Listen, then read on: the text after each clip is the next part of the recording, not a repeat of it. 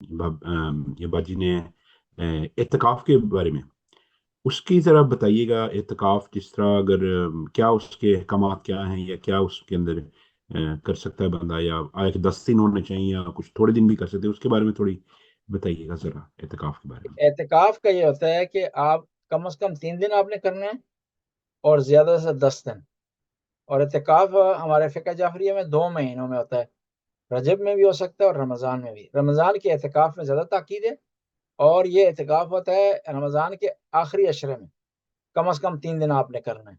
और फिर एहतिकाफ में ये होता है कि आप एक जो है वो जामे मस्जिद में बैठें, या रजा की नीयत से जहाँ कहीं भी बैठना चाहें बैठ सकते हैं। वैसे उसके लिए बेहतर यह है कि जामा मस्जिद में आप बैठें, और उन 3 दिनों में या 10 दिनों में आप उस मस्जिद से, उस मकाम से बाहर नहीं जा सकते, मगर कि कोई ज़रूरत हो, मजबूरी आन पड़े कि कोई आदमी है वो, उसके लिए मस्जिद में ठहरना हराम हो जाता है बाज़ लम्हात के लिए, तो फिर ज़रूरी है कि वहाँ से निकले, गुस्ल करके दोबारा एंटर हो जाए।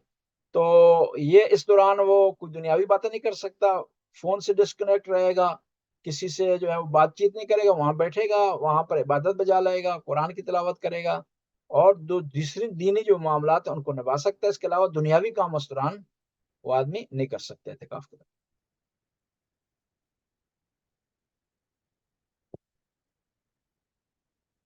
और पैगम्बर गिरामी एहतिकाफ आपने मुख्तलिफ जगह पर किए, और उनमें आपका एक वो एहतिकाफ था जो गार हिरा में आपने किए, और जिसके बाद अल्लाह की तरफ से आप पर वही नाजिल हुई है। और एहतिकाफ तारीख में सबसे पहले किया है हजरत मूसा ने, कोई तूर पर। और कुरान में भी इसका जो है वो जिक्र आया है कई जगह पर। कोई खास इसमें मतलब है, वैसे आप इबादत वगैरह करते हैं या ज्यादा जितना पढ़ सकते हैं, या कोई खास इस तरह इबादत भी हैं इसकी? देख, इस नहीं, इसकी खास इबादत नहीं है उस तरह बयान हुई।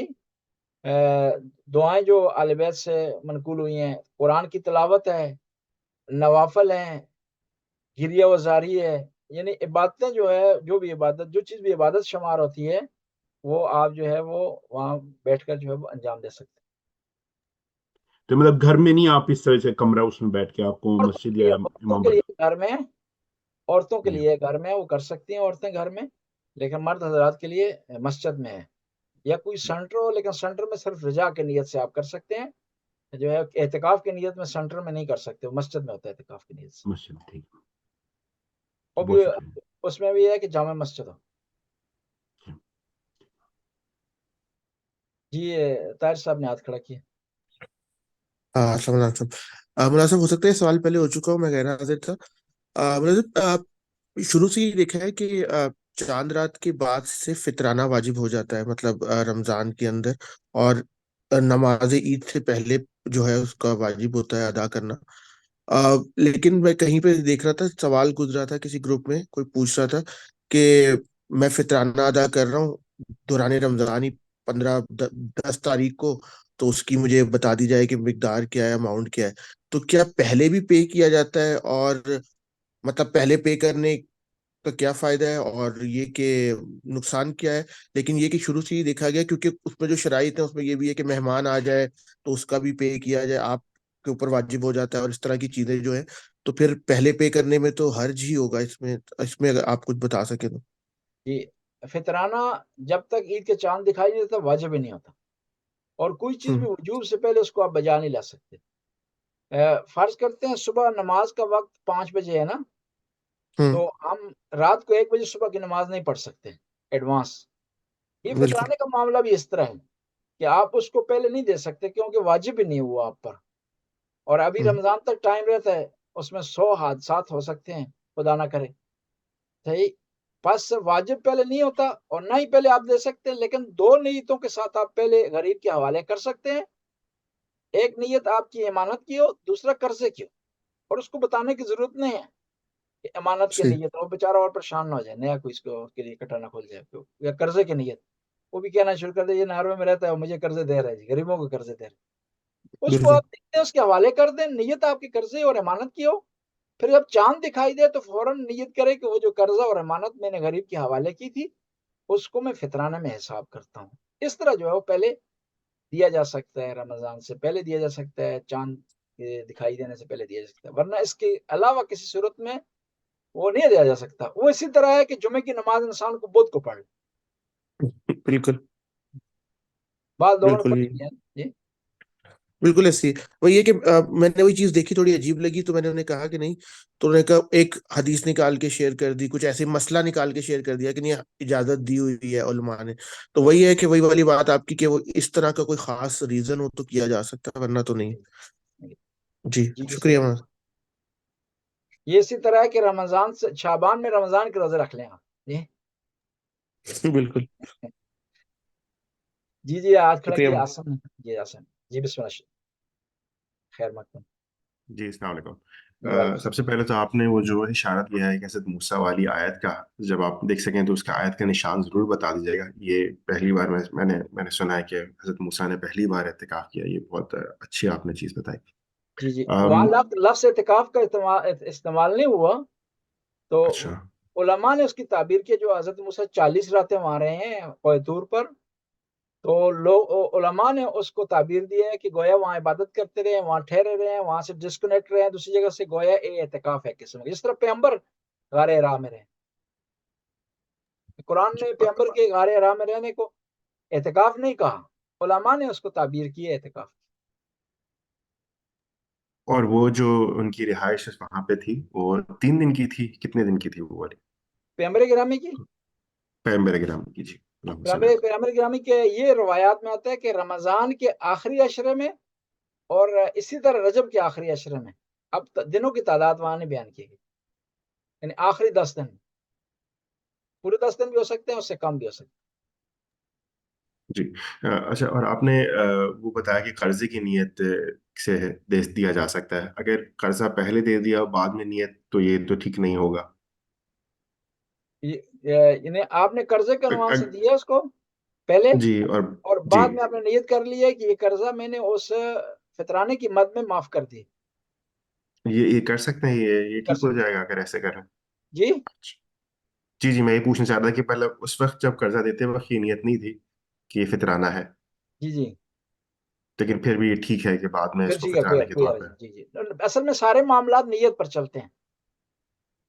مثلا مثال کے طور پر آپ نے سوال یہ بھی لوگ کرتے ہیں کہ ہم ایسا کر سکتے ہیں کہ فطرانہ ابھی نکال دیں اور 2 مہینے بعد جب پاکستان جائیں گے تو اس وقت ساتھ لے جائیں. جی ایسا کیا جا سکتا ہے. بہتر یہ ہے کہ جلد از جلد غریب تک پہنچایا جائے، لیکن آپ نیت اس کی کر لیتے ہیں، اس کو علیحدہ کر کے رکھ لیتے ہیں، اس میں کوئی حرج نہیں ہے. بعد میں جا کر غریب کو جو ہے وہ دے سکتے ہیں. وہاں نیت اس وقت کرنی ضروری ہے، جو ہے چاند دکھائی دینے کے درمیان اور زور تک، عید کے دن زور تک. جی جزاک اللہ. ایک اس سے متعلق سوال ہو رہا ہے کہ ہر مہینے میں شروع کے اندر یہ تاکید کی جاتی ہے کہ آپ روزہ رکھیں یا آپ جو ہے وہ صدقہ خیرات دیں. اس طرح ماہ رمضان میں بھی کی جاتی ہے اس طرح کی تاکید کہ آپ صدقہ خیرات وغیرہ کرتے ہیں. لیکن یہ فطرانہ ہی کیوں آخر میں ہے، اور یہ اس طرح کیوں ہے کہ عید کی طرف سے متصل ہے، کیا وجہ؟ بہت اچھا سوال ہے. اس کی جو ہے وہ 2 وجہ ہیں. ایک وجہ اس کی یہ کہ آپ صدقہ دے رہے ہیں اس بات کا کہ آپ کو خدا نے توفیق دی پورا رمضان اب صحیح سالم رہے اور آپ عبادت بجا لا سکے. ایک وجہ. دوسری وجہ یہ ہے کہ تاکہ عید کے دن جس طرح آپ اچھا کھانا کھا رہے ہیں، بہترین زندگی گزار رہے ہیں، اور عید کے دن زیادہ اچھا کھانا جو ہے پکائیں گے آپ، جو ہے وہ مٹن وغیرہ پکائیں گے، اس طرح غریب بھی کم از کم اس کے پاس خوراک تو ہو نا، اس تک پیسے پہنچے آپ کے تو وہ بھی انتظام کر سکے اپنے لیے. جزاک اللہ. اس کا بھی چولہا جلے اس دن تک.